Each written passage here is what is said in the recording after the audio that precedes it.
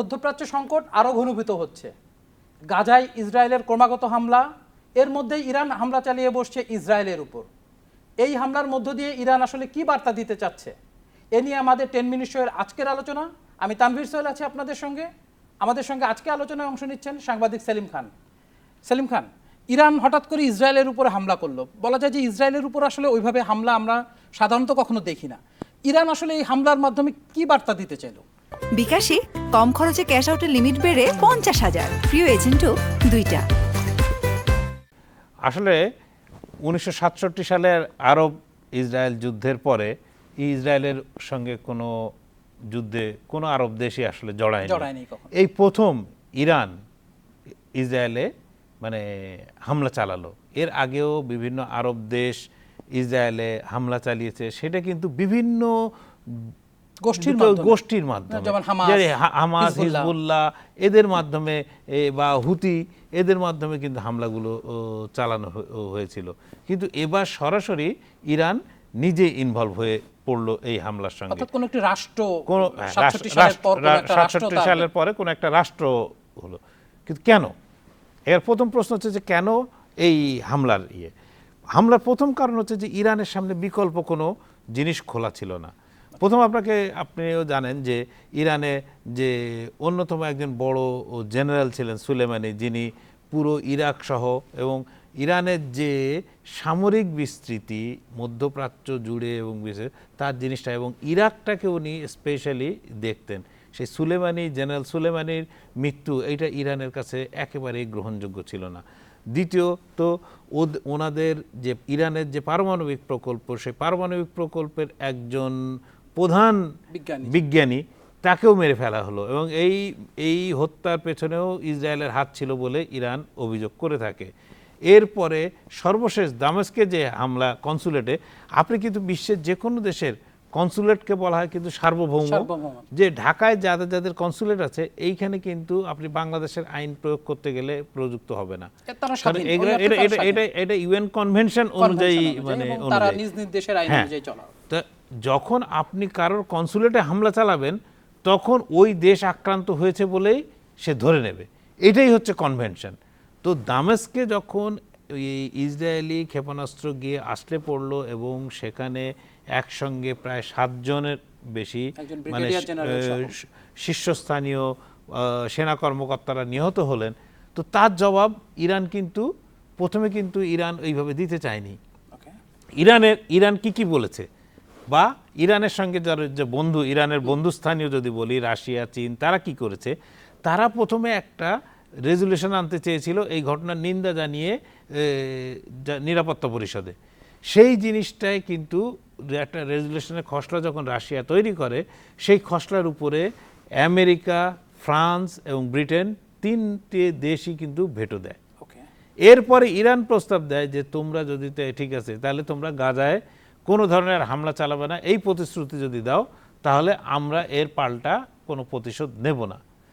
সেটাও কিন্তু ইসরায়েলের পক্ষ থেকে বা আমেরিকার পক্ষ থেকে এদেরকে কোনো প্রতিশ্রুতি দেওয়া হলো না যে গাজা সহ ফিলিস্তিনের উপর যে ইসরায়েলি বাহিনী যে নির্মমতা চালাচ্ছে সেটা বন্ধ করা হবে। এই বন্ধ না করার প্রতিশ্রুতিও তাদের দেওয়া হলো না। তাহলে ইরানের সামনে ইরান একের পর এক আক্রান্ত হওয়ার পরে সে তাহলে তার মান সম্মান বলে একটা দেশের কোনো কিছু থাকে না, তার দেশের মানুষের কাছেও তাদের মানে মুখ রক্ষার তো একটা বিষয় আছে। এই জিনিসটাও ইরান যেটা করেছে সেটাও দেখবেন আপনি, ইরান হামলা চালানোর আগে অনেকগুলো দেশকে ইনফর্ম করেছে। কারণ আপনি যদি দেখেন যে ম্যাপ বা মানচিত্রে যদি দেখেন ইসরায়েলের অবস্থান এবং ইরানের অবস্থান, যেখানে আপনি আফগানিস্তান, আমাদের এখান থেকে যদি বলি বাংলাদেশ, ভারত, পাকিস্তান, আফগানিস্তান পরে ইরান শুরু, আর ইসরায়েল হলো একদম তুরস্কের কাছে। তো মাঝখানে সৌদি আরব, সিরিয়া, এদিকে ইরাক, তারপর হচ্ছে জর্ডন, এতগুলো দেশ পেরিয়ে ইরানকে যদি ইসরায়েলে হামলা চালাতে হয় বা ইসরায়েলকে যদি ইরানে হামলা চালাতে হয় সরাসরি, তাহলে কিন্তু এতগুলো দেশের আকাশ সীমা পার হতে হবে তাকে। না হলে ইরানের সৈন্য সিরিয়ায় থাকতে হবে, ইরানের সৈন্য লেবাননে থাকতে হবে, সেখান থেকে সরাসরি হামলা চালানো সম্ভব, এর বাইরে কিন্তু হামলা করা সম্ভব না। সেই জন্য কোনো দেশের আকাশসীমা ব্যবহার করতে গেলে আগে ওই দেশকে ইনফর্ম করতে হয়, জানাতে হয়, এটাই নিয়ম। ইরান কিন্তু সেটা জানিয়েছিল। ইরান জানতো যে সে যে হামলা চালাচ্ছে এইটা বিশেষ কোনো কাজ হবে না। সেই জন্য কিন্তু আপনি মিডল ইস্ট মনিটরের যিনি এডিটর, উনি লিখছেন যে ইরান যেগুলো ব্যবহার করেছে, এই যে ড্রোন বা ক্রুজ মিসাইল বা ব্যালিস্টিক মিসাইল যেগুলো ব্যবহার করেছে, এইগুলো কিন্তু বিরাট কোনো না, এটা ওয়ান কাইন্ড অফ ফায়ার আর্মের মতো। কারণ এটা ইরানও জানতো যে এতগুলো লোককে বলার পর তারা আমেরিকাকে পর্যন্ত ইনফর্ম করেছে। তো এতগুলো লোককে জানানোর পরে তার এই আক্রমণের বিশেষ ভার বলে কিছু থাকে না। এটা জানা বোঝার পরেই কিন্তু ইরান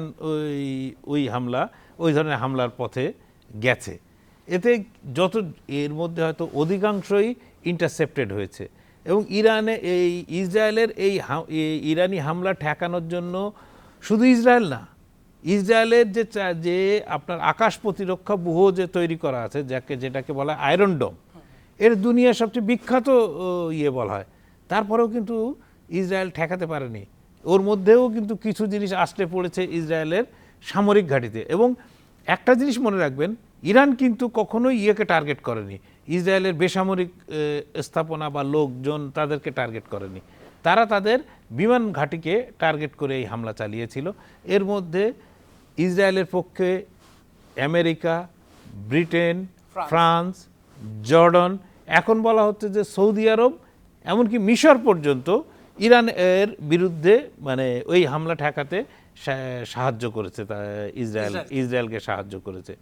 সেই কারণেই কিন্তু ইসরায়েল এখন বলছে যে সে তার বন্ধুদের নিয়ে এমন একটা ব্যবস্থা গড়ে তুলবে এবং সেই ব্যবস্থার মাধ্যমে সময় সুযোগ বুঝে তারা ইরানকে উচিত শিক্ষা দেবে। বিষয়টা এরকম যে ইসরায়েল কিন্তু এককভাবে ইরানের হামলা ঠেকাতে পারেনি বা ঠেকানো তার পক্ষে সম্ভব হয়নি।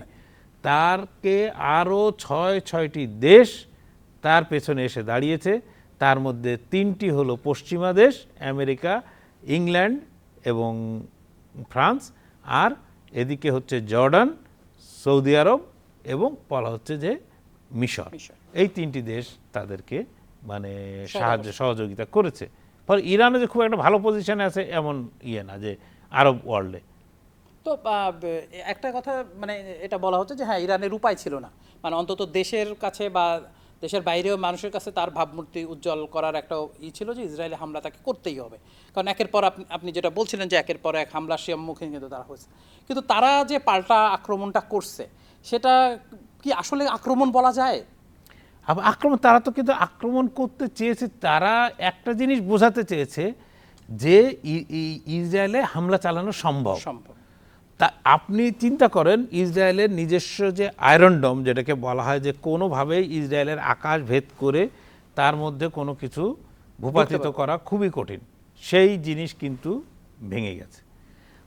তার সঙ্গে 6টি দেশ তাকে অংশ নিয়েছে, এককভাবে পারেনি। ঠিক আছে, তার উপরে ইরান সবাইকে জানিয়ে এই ধরনের একটা হামলা চালিয়েছে।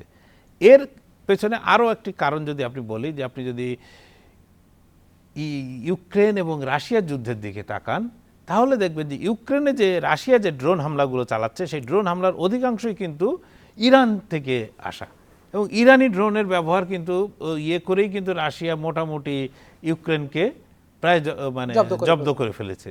ঠিক আছে, তো এখন ইরানের নিজস্ব অস্ত্র ব্যবহৃত হচ্ছে ইউক্রেনে, বিদেশি একটি রাষ্ট্র ব্যবহার করলো। এখন ইরান নিজেও তো টেস্ট করতে চাইতে পারে যে ঠিক আছে, দেখি আমার দূরত্ব অনুযায়ী যায় কিনা। আপনি দেখবেন যে এই হামলার ঘটনার একদিনের মধ্যেই কিন্তু ইরান তার ICBM, যেটা ইন্টারকন্টিনেন্টাল ব্যালিস্টিক মিসাইল, যার রেঞ্জ হচ্ছে 2000 মাইল, এই 2000 মাইল দূরে সঠিক নিশানায় হামলা করতে সক্ষম এই ধরনের ক্ষেপণাস্ত্রের পরীক্ষা কিন্তু ইরান সফলভাবে করেছে।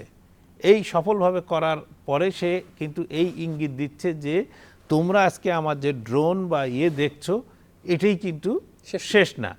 আমি কিন্তু এইখান থেকে যদি আমার এই রেঞ্জের মিসাইল অ্যাটাক হয়, তাহলে কিন্তু একটা ঠেকাতে পারবে, দুটো ঠেকাতে পারবে, কিন্তু একসঙ্গে 100 মারলে কিন্তু তুমি ঠেকাতে পারবে না। একটা প্রসঙ্গ তো আসেই যে ইরান হামলা চালাইলো, তো এই ব্যাপারে ইসরায়েল কি কোনো ব্যবস্থা নিতে যাচ্ছে উল্টা পাল্টা? আসল জিনিস হচ্ছে এইটা, যে ইরান হামলা চালিয়েছে এটা কিন্তু মুখ্য না। মুখ্য না, মুখ্য হচ্ছে কিন্তু এখানে মুখ্য চালক মানে এর চালিকা শক্তি কিন্তু ইসরায়েল।